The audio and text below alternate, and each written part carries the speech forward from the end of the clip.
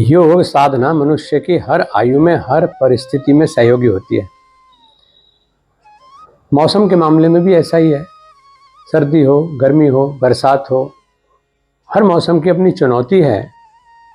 स्वाभाविक है कि उस चुनौती से निपटने का साधन भी योग में ही है।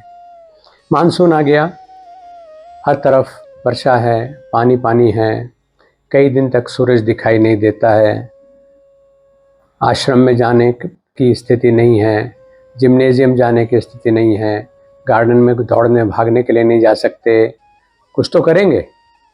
और इस वजह से हमें योग ही एक संबल है। यहाँ पर हमारे सभी वीडियोस हिंदी में देखने के लिए सब्सक्राइब करें, यह बिल्कुल फ्री है। योगाभ्यास में भी विशेष रूप से प्राणायाम इस समय हमारा सबसे बड़ा सहयोगी है। क्यों कह रहा हूँ ये? मैं ऐसा इसलिए कह रहा हूँ कि बरसात एक ऐसा मौसम है जिसमें स्वस्थ रहने के अवसर तो कम हैं, लेकिन विषमताएं ज़्यादा बढ़ी हुई होती हैं। आपकी इम्यूनिटी को सबसे बड़ा थ्रेट होती है, इन्फेक्शंस बढ़ने की कगार पर होते हैं। इसके साथ साथ जो पानी का रिसाव है, जमाव है, मच्छरों का बढ़ना है, वो सब हमें एलर्जी, इन्फेक्शंस दे देता है और संक्रामक जो रोग हैं उनकी बढ़ोतरी हो जाती है। हर बीमारी से लड़ने का पहला इलाज है कि हम अपनी मजबूती को मेंटेन करें। सूरज कई कई दिन नहीं दिखता, इसलिए थोड़ा सा शरीर की हड्डियों में भी समस्या हो जाती है। बहुत से लोग तो ये सोचने लगते हैं कि इसमें बरसात में हड्डियाँ कमज़ोर पड़ जाती हैं। ऐसा नहीं है, बल्कि ये कहिए कि उसको जो चाहिए, क्योंकि सूरज नहीं दिखाई दे रहा है तो विटामिन डी कैसे मिलेगा, विटामिन डी नहीं मिलेगा तो स्वाभाविक है कि हड्डियों में दिक्कत होगी। नमी है, सीलन है, उसकी वजह से भी हमारी हड्डियों में अकड़न जकड़न इस तरह की दिक्कत हमें लगती है और हम सोचते हैं हड्डियाँ कमज़ोर पड़ रही हैं। ऐसा बिल्कुल नहीं है। बस एक काम करना है कि हम अपनी जीवनी शक्ति को बढ़ाएं, और जीवनी शक्ति को बढ़ाने में हमारा जो कुंभक है वो बहुत बहुत सहयोगी होता है। मुझसे बहुत साधकों ने पूछा कि इस मौसम में, मानसून के मौसम में, कौन से प्राणायाम ज़्यादा उपयोगी होते हैं। ध्यान हो, मैंने कई बार आपको ये बात बताई कि कुछ प्राणायाम ऐसे हैं जो हमें हर मौसम में करने चाहिए, और वो इसलिए करने चाहिए कि वो हर मौसम में हमारे लिए सहयोगी हैं। हाँ, कुछ प्राणायाम ऐसे हैं जो हर मौसम में नहीं किए जाते। कुछ वो सर्दी में अधिक लाभ देंगे, भस्त्रिका सर्दी में अधिक लाभ देगी, सूर्य भेदी प्राणायाम अधिक लाभ देगा।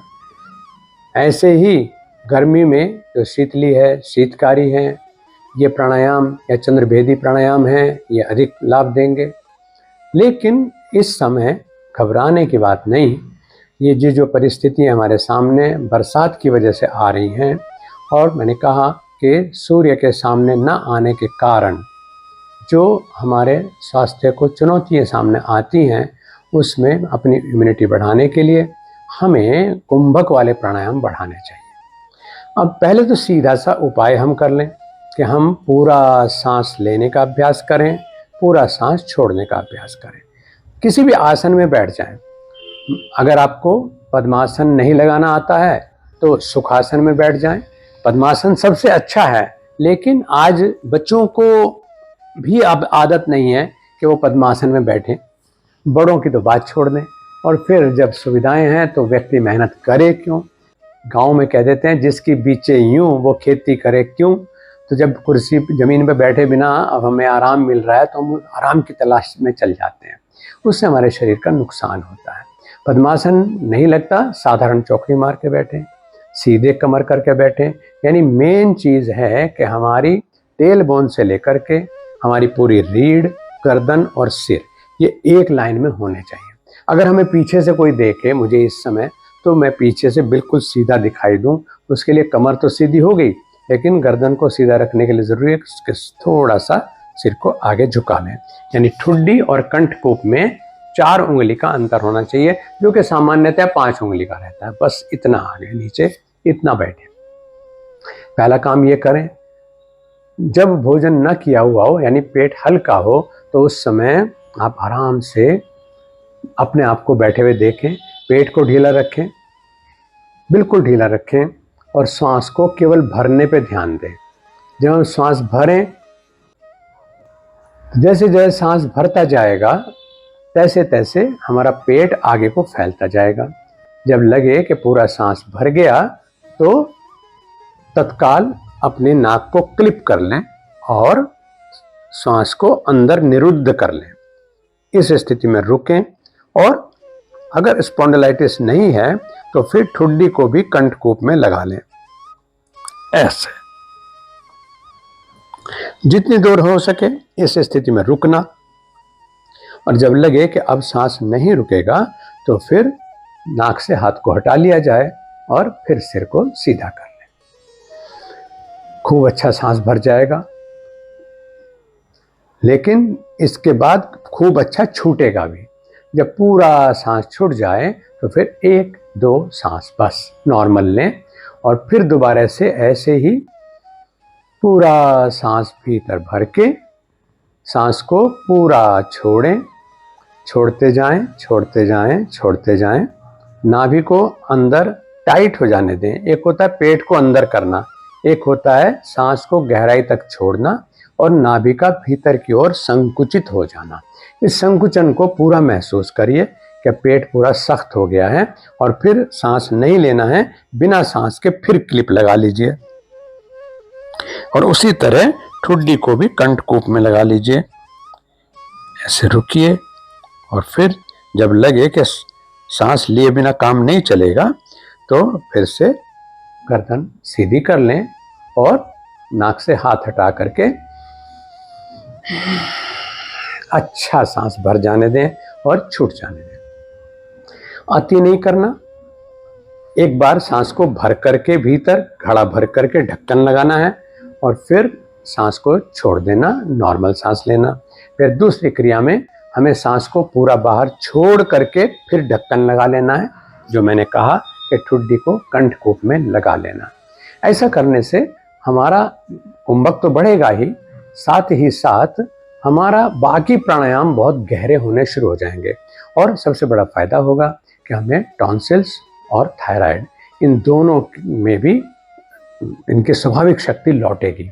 यानी जो जल्दी से इन्फेक्शन हमें घेर लेते हैं, बुखार हो जाता है, खासतौर से ऐसे परिवर्तन के मौसम में, उससे भी आप बचे रहेंगे। इसका 4-5 बार अभ्यास करिए और उसके बाद आ जाइए आप नाड़ी शोधन प्राणायाम पर। ये निरंतर करना बहुत जरूरी है और संभव हो तो दिन में 3 बार करिए, क्योंकि आप घर पर ही हैं। 3 बार नहीं होता 2 बार करिए। इसमें आप सीधे बैठे हैं, कलाई को घुटनों के ऊपर टिकाइए और संभव हो तो नीचे जो आपका मूल आधार है, गुदा है, उसको भीतर की ओर समेट लीजिए। उसको समेट लेंगे, हाथ को थोड़ा सा सहारा दे देते हैं, बदन उठा करके गुदा को संकुचित अंदर को भींच करके फिर आप बैठ जाते हैं। इस स्थिति में बैठे रहना और दाहिने स्वर से या जो भी स्वर आपका चल रहा हो, यानी जिसमें प्राण का प्रवाह अधिक हो, उससे सांस को लिया जाए। मेरा दाहिना चल रहा है इसलिए मैंने दाहिना बोल दिया पहले। पूरा सांस भरें और थोड़ी देर के लिए उसको बंद कर लें, दोनों स्वरों को। उसी तरह जालंधर बंद लगाएं। यथाशक्ति कुंभक लगाएं। अभी आपने कुंभक सीखा कि कैसे भीतर सांस भर के रोकना है। इस तरह कुंभक में रुकें और फिर सिर को सामने ऊंचा उठा लें और विपरीत स्वर से श्वास को आराम से छोड़ें कि जितनी देर सांस भरने में लगी थी उससे दुगना समय आप सांस निकालने में लगा सकें। जिधर से अब सांस छोड़ा है इधर से ही अब सांस को भरिए ऐसे, और जब पूरा भर जाए तो फिर से इस क्लिप को लगा लीजिए और फिर से जालंधर बंद लगा लीजिए। यथा सामर्थ्य रुकने के बाद फिर से ठुड्डी को कंठकूप से हटाएं और इस बार अपोजिट स्वर यानी दाहिना स्वर खोल दें और श्वास को इधर से छोड़ें। इतना सा काम है, यानी एक बार दाहिने स्वर से पूरक करना और सांस को लगभग उतनी ही देर के लिए रोकना जितना समय आपने सांस भरने में लगाया था, लेकिन सांस छोड़ने में दुगना अवधि का समय लगना चाहिए। ऐसा ही हमें दूसरी तरफ से लौटाना है। लंबा अभ्यास होता रहेगा, इसके बाद सर्दी आएगी तो ये अभ्यास आपका बढ़ेगा, तो आप दुगना तिगुना चौगुना तक सांस रोकने की सामर्थ्य आप में विकसित हो जाएगी। अच्छा तो लगता है, लेकिन अभ्यास नहीं करते हम। धीरे धीरे अभ्यास करेंगे तो अभ्यास के ऊपर आपकी मास्टरी हो जाती है। इस अभ्यास को हम बोलते हैं नाड़ी शोधन प्राणायाम।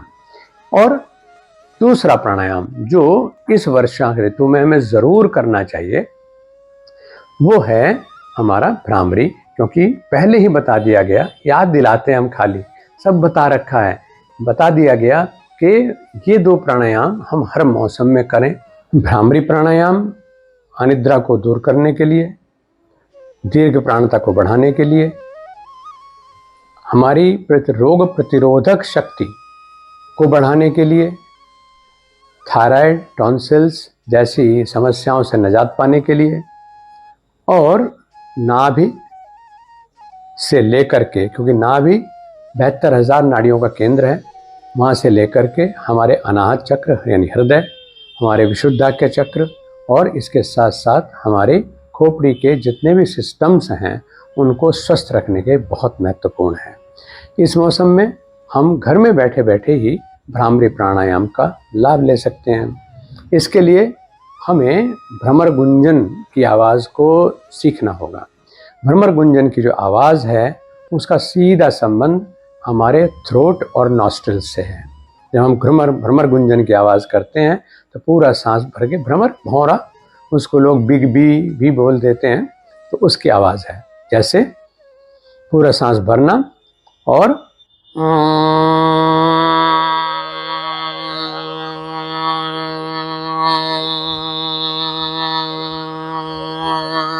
ये आवाज़, ये मैं बहुत लंबी ले सकता हूँ, लेकिन इस समय समझाने के लिए मैंने आपको ये बात स्पष्ट की।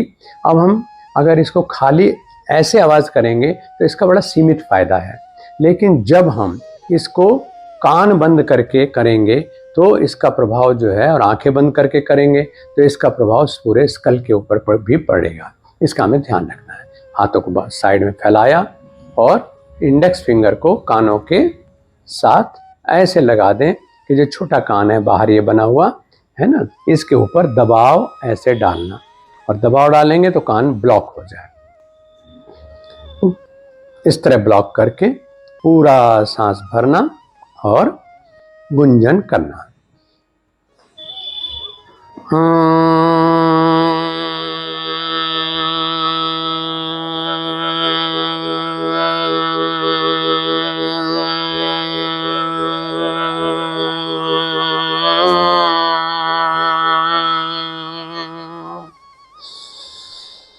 फिर से ऐसी सांस भर लेना और फिर दीर्घ गुंजन करना, जितना लंबा आप कर सकते हैं अपनी क्षमता के अनुसार।